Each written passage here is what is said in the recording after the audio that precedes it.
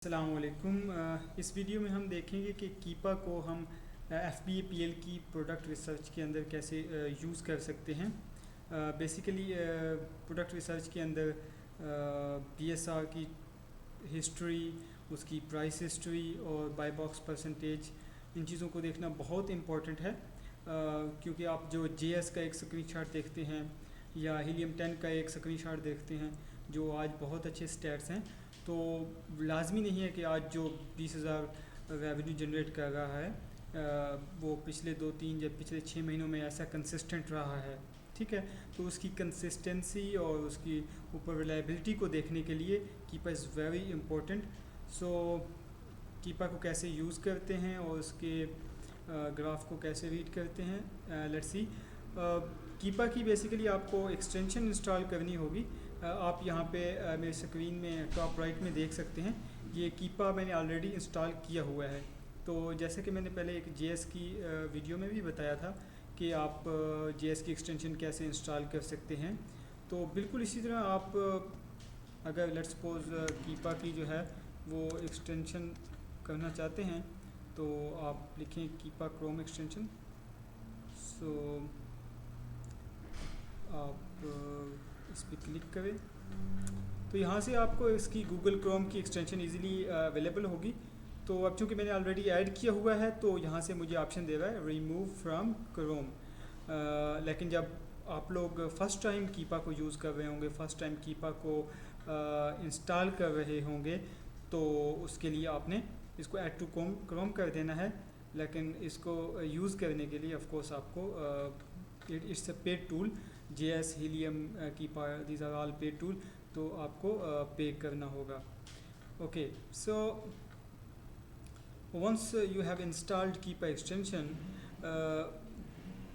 so I have already opened that Keepa graph, but basically what you do, you like आप कोई भी keyword type करते हैं, उसके ऊपर डिफरेंट सेलर्स आते हैं। For example if you are interested to deep down more inside that niche, तो अब आप उन स्टैट्स JS और हीलियम के स्टैट्स के अलावा अब आप देखना चाहते हैं कि जो सेलर्स बहुत अच्छा रेवेन्यू जनरेट कर रहे हैं, उनके रिव्यूज़ कम्पीटेबल हैं, साल ओके, तो क्या वो कंसिस्टेंट भी हैं या नहीं, क्योंकि this is very important question.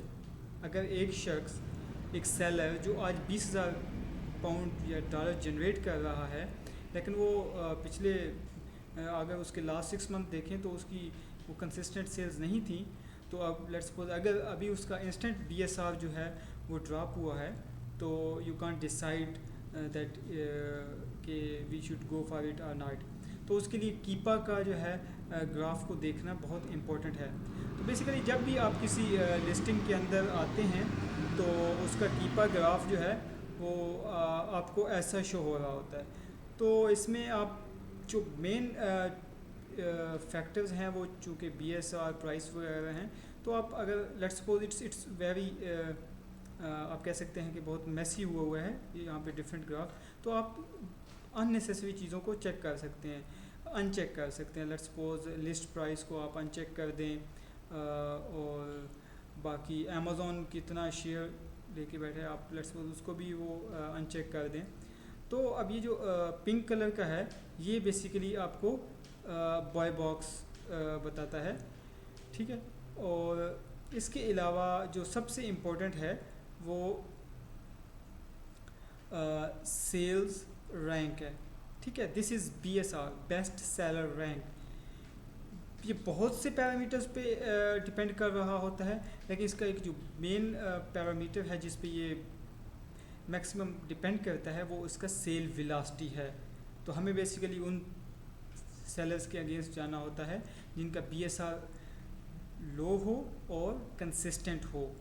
तो फॉर एग्ज़ाम्पल ये एक योगा मैट की लिस्टिंग थी जो मैंने ओपन की, ठीक है। दो ही has a very good BSR, right.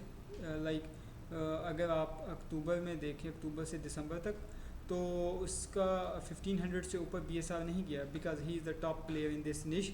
So obviously he has a good BSR for a reason. But आप लेट्स सपोज आप किसी भी प्रोडक्ट को देखते हैं और उसका जो है लेट्स सपोज 1 दिसंबर का तो BSR अच्छा है, लेकिन आप उसके बैकएंड पे जाते हैं तो वो BSR शूट किया हुआ होता है और 40,000 30,000 या 20,000 तक उसका BSR है, और वो भी कंसिस्टेंट नहीं है, कभी अप कभी डाउन। तो आप समझ जाएं कि that seller is not reliable to compete, क्योंकि उसकी अपनी सेल्स जो है वो कंसिस्टेंट नहीं है, वो ख़ुद मार्केट में अपना शेयर नहीं बना पा रहा। तो या तो आप उसकी डिप डाउन करेंगे कि why that product has problem, okay. But that's basically insight कि आप इसका BSR देख के डिसाइड कर सकते हैं कि you should go for it और नॉट। और दूसरा इसकी जो है वो अगर आप प्राइसिंग देखें, राइट, तो प्राइस बहुत इम्पोर्टेंट होती है। फॉर एग्ज़ाम्पल आज अगर मैंने एक जो है वो योगा मैट की अगर लिस्टिंग देखी है, उसकी प्रोडक्ट प्राइस जो है वो $20 है, राइट। और मैं समझता हूँ कि $20 पे ही मुझे सोर्सिंग करनी चाहिए। मैं अलीबाबा से सोर्सिंग भी करता हूँ, प्राइसिंग लेता हूँ, और मैं देखता हूँ वाह क्या प्रॉफिट मार्जिन है, अब 40% का प्रॉफिट मार्जिन है। लेकिन जब आप उसका कीपर देखते हैं तो आपको पता चलता है कि इसने तो दिसंबर की सेल्स को कैश आउट कराने के लिए इसने अपनी प्राइस इंक्रीज़ की हुई थी। इसकी फॉर एग्ज़ाम्पल लोएस्ट प्राइस तो 14.62 है, ओके। और आपने ये चीज़ अगर ये चीज़ नहीं देखते, आप उस पर सोर्सिंग करते हैं, तो ये तो अगले जनवरी के अंदर फरवरी के अंदर ये तो अपनी प्रोडक्ट प्राइस अपनी औकात में ले आएगा।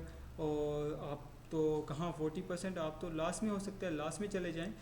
तो it's very important to check the history of your competitor कि उसने सबसे लोएस्ट प्राइस पे कितनी लोएस्ट प्राइस पे बेचा था। जो उसकी लोएस्ट प्राइस होगी फॉर लास्ट फ्यू मंथ्स, वो जो है आपकी बेसिकली उसके ऊपर आपको प्रॉफिट मार्जिन कैलकुलेट करना है, ना कि अगर उसका जस्ट एक बूम आया हुआ है और आप उस प्राइस पे करते हैं। तो ये इसकी कीपा के अंदर इसकी प्रोडक्ट हिस्ट्री और BSR it's very very important to track that seller, okay. So इस तरह आप बाकी ऑप्शन भी देख सकते हैं। लेट्स सपोज बाय बॉक्स है। बाय बॉक्स बेसिकली इसका मेजर कंसेप्ट उस वक्त आता है जब आप की लिस्टिंग पे जो है वो मी टू सेलर्स होते हैं। फॉर एग्जांपल एक योगा मैट की लिस्टिंग है, उसके ऊपर 4 और 5 मी टू हुए हैं। तो नाउ अब जो कस्टमर है उसको नहीं पता कि इसके बैक एंड पे ऑर्डर किसको जाएगा। ही जस्ट प्लेस एन ऑर्डर।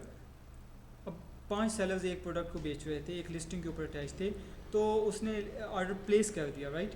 उसने ऑर्डर प्लेस किया, तो अब उन 5 में से किसको ऑर्डर जाएगा ये डिसाइड करेगा कि अमेज़ॉन ने बाय बॉक्स किसको दिया हुआ है, ठीक है। जिसके पास बाय बॉक्स होगा उसको ऑर्डर उसको प्लेस होगा। अब बाय बॉक्स किसको जाएगा, ये अमेज़ॉन के जो है ना अपने कुछ फैक्टर्स हैं, लाइक बेस्ट परफॉर्मेंस होनी चाहिए, आपकी प्राइस पर भी अच्छी होनी चाहिए। कुछ फैक्टर्स की बेस पे अमेज़ॉन जो है आपको बाय बॉक्स स्वैप करता रहता है, ठीक है। तो इसके अलावा अगर FPPL की आपकी अपनी लिस्टिंग है जिसके ऊपर कोई मी टू नहीं है, तो तब भी पॉसिबल है कि 100% बाय बॉक्स आपके पास न रहे। उसकी वजह यह है कि जब आप उसकी बहुत सी वजूहत हो सकती हैं, लेकिन अगर बाजू का आप बहुत इंस्टेंट जो है वो प्राइसिंग चेंज करते हैं, प्राइस से खेलते हैं, तो भी अमेज़ॉन आपको पेनलाइज करके आपका बाय बॉक्स जो है ना वो श्रिंक डाउन कर सकता है 95 90 और बाजू का ज़्यादा ही जो है ना वो बिलो करता है। तो जब आपके पास बाय बॉक्स नहीं होता, दो आपके साथ कोई लिस्टिंग अटैच नहीं है, तब भी जो है आपके पास ऑर्डर आपको प्लेस नहीं कर पाता कस्टमर, राइट। ओके, सो इसी तरह आप इसके बाकी भी फीचर्स को देख सकते हैं, but not very much used mostly. Okay, so हम अभी तक यहाँ पे 3 मंथ का डेटा दे रहे हैं, लेकिन हमें जो है बेस्ट ये है कि आप ऑल टाइम का इसका ग्राफ देखें। अब ये देखें, ये like wow, this is amazing. तो आप इसका BSR देखें कि ये लेटा हुआ है बिल्कुल ज़मीन के साथ। That shows very consistent BSR, right, consistent and very good BSR। लेकिन कुछ ओवरशूट्स भी आए, बहुत सी वजूहत हो सकती हैं, ठीक है। प्राइस ऊपर नीचे होती है, बाकी कंपेटिटर्स आ जाते हैं, सेल वेलोसिटी डिक्रीज़ हो जाती है। जब सेल वेलोसिटी डिक्रीज़ होती है BSR शूट कर जाता है, but still like he is a top player in this niche and he has a very good BSR। Okay, so यहाँ से आप जो है डिफरेंट टाइम जोन के लिहाज से भी इसको कैटेगराइज कर सकते हैं और हिस्ट्री को देख सकते हैं। और इसके अलावा आप जो है इसके स्टैटिस्टिक को भी देख सकते हैं। फॉर एग्जांपल आप देखना चाहते हैं कि इसका सबसे लोएस्ट BSR क्या रहा है, इसका हाईएस्ट क्या रहा है, इसने सबसे लोएस्ट प्राइस कितनी रखी है, ठीक है, लेट्स सपोज $12, और फिर हाईएस्ट कितनी रखी है। तो ये एक क्विक ओवरव्यू आपको स्टेटिस्टिक्स से भी मिल सकता है। तो ये एक बेसिक इंट्रोडक्शन था कीपा का। I hope you will get it. Thank you so much.